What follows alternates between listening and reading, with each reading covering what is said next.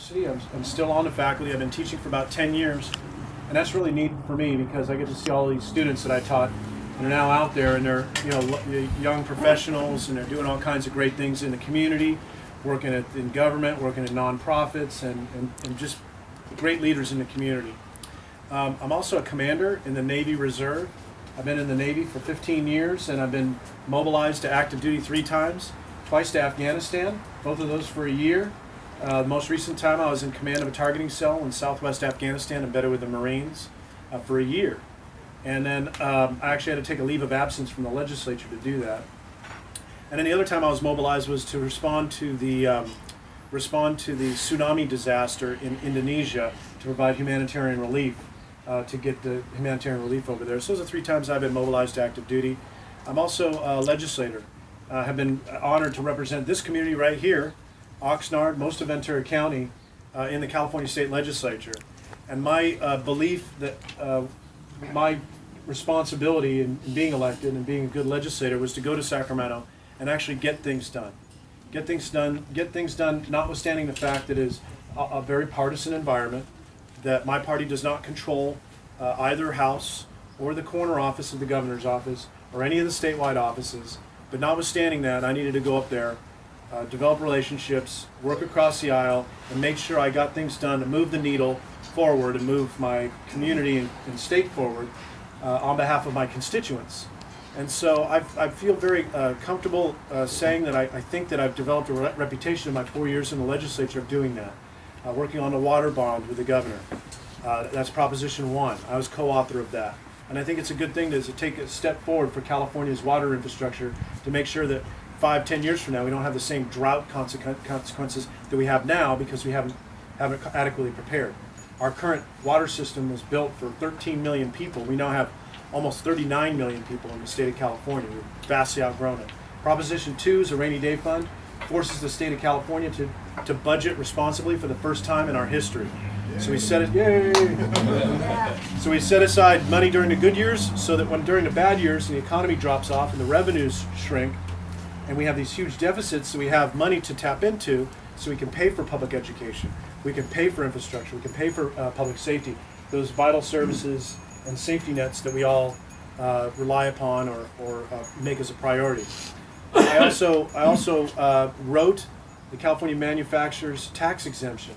Now that may sound like a little bit on the boring side, but I'll tell you, we're one of few states that didn't have that, where a company wanted to expand here to make an airplane or manufacture a car. They had to pay sales tax on the machinery that they would use to put a worker behind that machinery to manufacture that airplane or that car. 41 other states didn't have it. And so that's why a lot of jobs were leaving California, and you were building airplanes in other states and automobiles in other states, and anything you can think of that would be manufactured was no longer staying here in California. So I wrote that and worked on the governor with it. And I'll tell you that I think if you ask the folks over at Haas Automation here in Oxnard, that they would share with you it's one of the reasons, the passage of that bill, that they opted not to leave California and that they are staying here in Oxnard and in Ventura County. So time and time again, putting partisanship aside, working on the things that are important to me: job creation, fiscal responsibility, entrepreneurship, opportunity. And I'm going to take that same spirit of getting things done, working across the aisle and getting things done, and I'm going to take that to Washington, D.C., where they need it more than anywhere else on the planet. They need it because Washington, D.C. is broken. Both sides are rolling hand grenades at each other every day, and they're not moving the needle forward on the issues that are important not only to Ventura County, but to this state and this nation. Issues like really rebounding with the economy. The economy is starting to come back, but really hasn't fully come back like we were promised. We need to focus on job creation. The second thing is we need to act immediately on immigration reform. We've ignored it since the 80s. It's an issue that's not going to go away, and it needs to be bipartisan, thoughtful response to that. We also need to address the failure of the Veterans Administration, especially health care for our veterans. Veterans are dying waiting for the health care that they have earned and they deserve after going and serving downrange, wearing the uniform of a country and coming back and finding that the VA health system doesn't meet their needs. It takes a year and a half to have claims processed, and sometimes takes months and months to see a specialist, people dying before actually receiving the care that they deserve.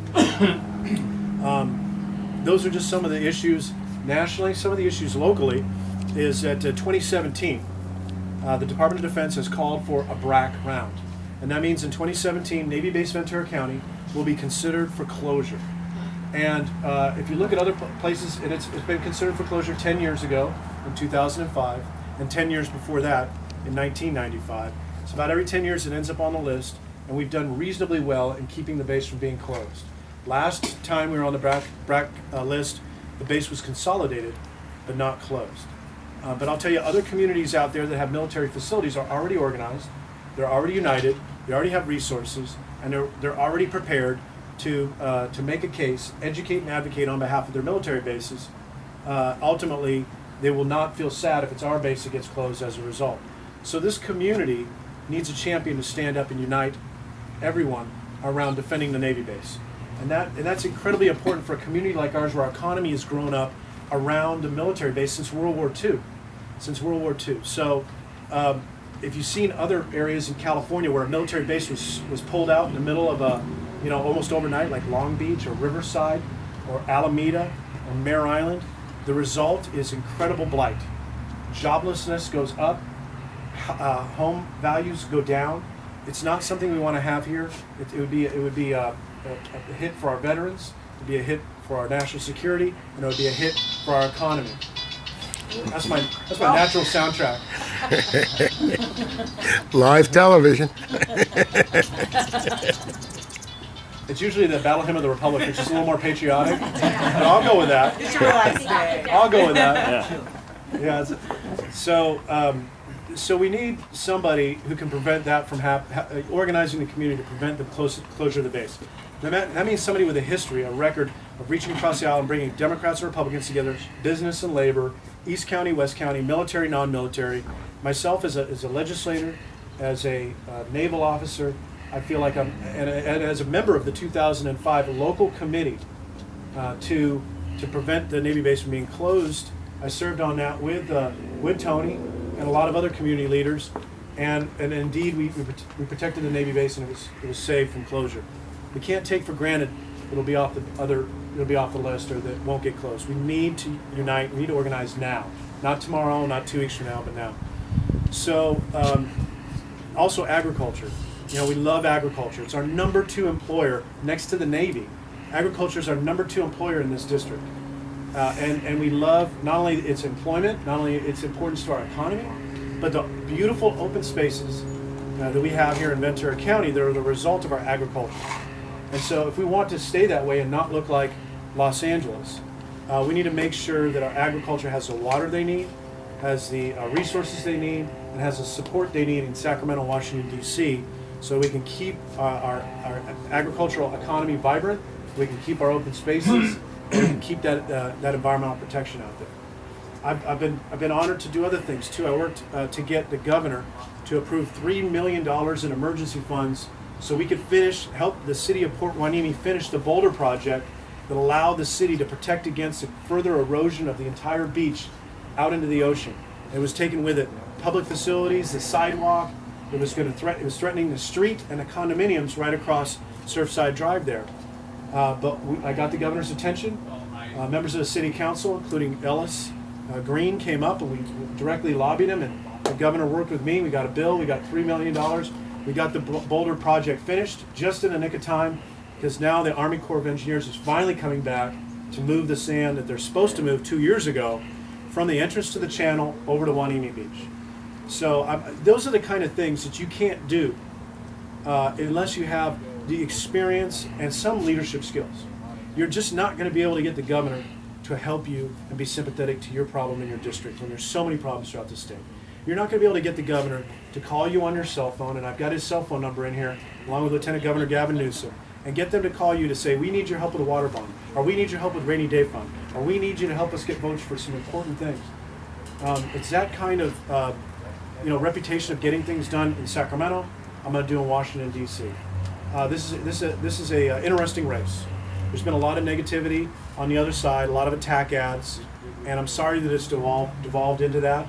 But I'm running an honorable campaign, optimistic and positive about my experience in the courtroom, in the classroom, in the combat zone, in the Capitol, and what my vision is for going back to Washington, D.C. I can win on my experience and my ideas. I don't have to go negative. I won't go negative, and I'm going to win that way. And that's the way that all politicians should be forced to run their campaigns. Unfortunately, my opponent has started a month and a half ago, earlier than any incumbent in the entire United States of America.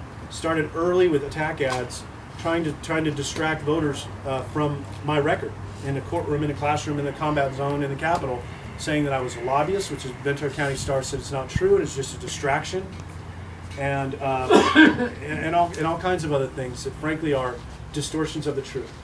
So please know that this is a very word-of-mouth community, and more so than any other place in California, this Ventura County is an area where neighbors telling neighbors, family telling family, communities talking to communities, groups talking to groups, that is actually helps move voters in a significant way. And these attack ads don't work. In fact, she spent $1.6 million in the last month and a half on attack ads, and my percentage points in the poll went up a half a point. So it doesn't work, but what does work is word of mouth, strong support, community support, neighbors, family. So please help us get the word out. If I have the honor to earn your support, if I have the honor to earn your vote, I will work hard. I'll be accessible. You will have my cell phone number. You can call me anytime, like I give out my number every day. You'll track me down, and I will work very hard, and I will get things done like I have in Sacramento, and I'll make you proud. So thank you, everyone. Thank you. It's an honor.